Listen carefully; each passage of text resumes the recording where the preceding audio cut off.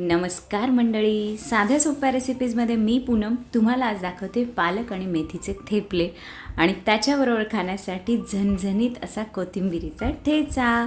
लागणारं साहित्य बघूयात. आपल्याला लागणार आहे 20 ते 25 पालकाची पानं किंवा अशी मूठभर तुम्ही पालकाची पानं घ्या. त्यापेक्षा थोडीशी कमी कोथिंबीर आणि 1 बाउल भरून मी इथे घेते आहे मेथीची पानं. मोठा बाउल भरून घेते. ज्या बाउलने मी मेथी घेते आहे त्याच सेम बाउलने आपण 1 वाटी गव्हाचं पीठ घेणार आहोत, अर्धी वाटी ज्वारीचं पीठ, अर्धी वाटी बेसन पीठ, चवीपुरतं मीठ, 3 मी ते हिरव्या मिरच्या घेतल्या आहेत, दही 2 चमचे घेतली आहे, धना पावडर 1 चमचाभर, हळद पावडर अर्धा चमचा, हिंग थोडासा. मी इथे मुगाची डाळ शिजवलेली असते ती 1 छोटी वाटी भरून घेते आहे, भाजलेल्या जिऱ्याची पावडर 1-1.5 चमचा, तीळ 1 ते 1.5 चमचा, तेल पण सेम तेवढंच घ्यायचं आहे आपल्याला. आणि रेसिपीला सुरुवात करूयात. आपण अगोदर ज्या पालेभाज्या होत्या त्या सगळ्या छान वॉश करून घेतल्यात, निथळून घेतले त्यातलं पाणी, आणि नंतर आपण त्या सगळ्या भाज्या चॉपरमध्ये बारीक करून घेणार आहोत.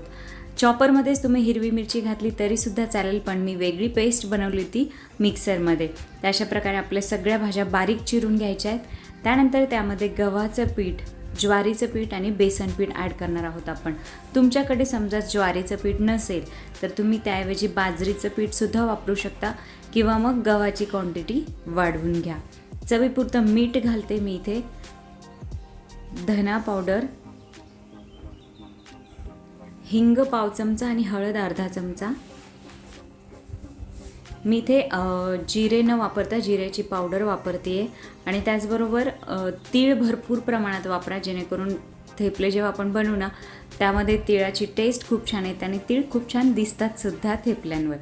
तर मी इथे मुगाची डाळ जी असते ना ती 1 चमचाभर मुगाची डाळ शिजवून घेतली होती पाणी घालून, तर तीसुद्धा ॲड करते. मुगाची डाळ मी ह्याच्यासाठी ॲड करते जेणेकरून पालक आणि डाळीचं जे कॉम्बिनेशन असतं ते खूप छान लागतं. म्हणून मी कोणत्याही प्रकारचे पालकचे पराठे बनवणार असेल ना तर त्यामध्ये मुगाची डाळ नक्की ॲड करते, तर तुम्हीसुद्धा नक्की ॲड करा. त्याचबरोबर पराठे सॉफ्ट व्हायला हवेत म्हणून मी त्यामध्ये दही आणि तेलसुद्धा घातले. हिरवी मिरचीची पेस्ट बनवली होती ती घालून घेऊया. अगोदर हे सगळं छान मिक्स करा, नंतर हळूहळू पाणी घालून आपल्याला घट्ट असं पीठ मळून घ्यायचं आहे.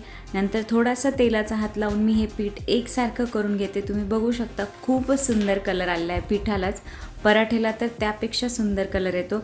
आणि त्याचबरोबर मेथीचा कडवटपणा असतो, पालक खूप माइल्ड असते, तर दोन्हींचं कॉम्बिनेशन खूप सुंदर लागतं. फक्त पालकाचे पराठे करायला गेलो ना आपण तर खूप डार्क हिरवा कलर होतो, पण या पराठ्यांचा असा हलका हिरवा रंग आणि पालक मेथीची हलकी हलकी टेस्ट खूप छान लागते. तुम्ही नक्की ट्राय करा हे पराठे. तर मी नॉर्मली आपलं जसे पराठे लाटतो तसे पराठे लाटून घेतले.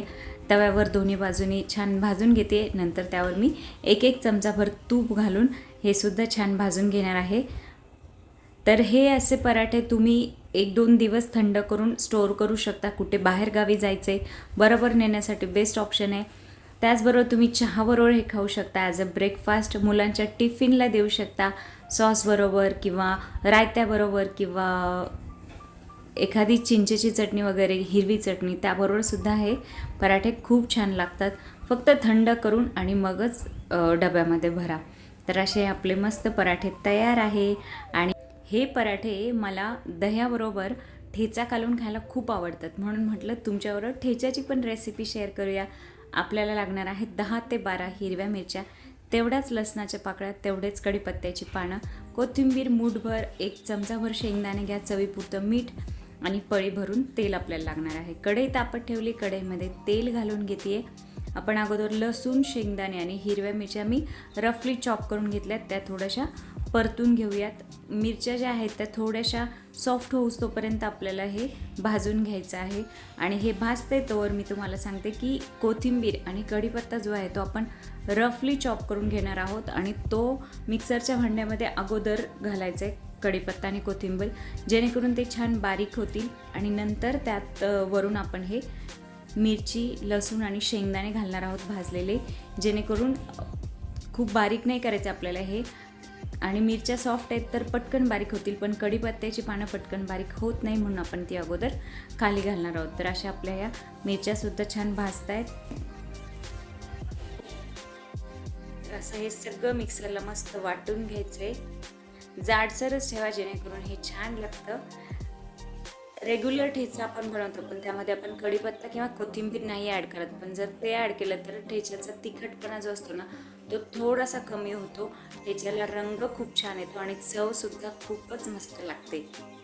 तर असं जे आपलं कढईमध्ये तेल शिल्लक होतं अगोदरचंच मिरच्या भाजलेलं, त्यामध्येच आपण हा ठेचा परत एकदा परतून घेणार आहोत मंद आचेवर साधारणतः 4 ते 5 मिनिटासाठी. अशा प्रकारे आपला झणझणीत आणि हिरवागार असा ठेचा तयार आहे. तर नक्की ट्राय करा मंडळी, पराठेसुद्धा आणि ठेचासुद्धा. मी माझ्या चॅनलवर अशाच साध्या सोप्या रेसिपीज अपलोड करत असते, त्यामुळे चॅनलला एकदा नक्की व्हिजिट करा. माझ्या रेसिपी आवडल्यास लाईक करा, शेअर करा आणि माझ्या चॅनलला सबस्क्राईब करायला विसरू नका. आणि त्याचबरोबर बेल आयकॉनचं सुद्धा बटन प्रेस करा जेणेकरून माझ्या नवनवीन रेसिपीजचे अपडेट तुम्हाला येत राहतील. तर अशा प्रकारे मी 2 चमचे दह्यामध्ये 1 चमचाभर हा ठेचा मिक्स करते आणि हा असा दुपारी लंचसाठी तुम्ही चपातीबरोबर जरी हे असं खाल्लं ना तरी खूप छान लागतं किंवा पराठ्याबरोबरसुद्धा खूपच छान लागतं. तर नक्की ट्राय करा आणि रेसिपी शेवटपर्यंत पाहताय त्यासाठी थँक्यू सो मच मंडळी. बाय.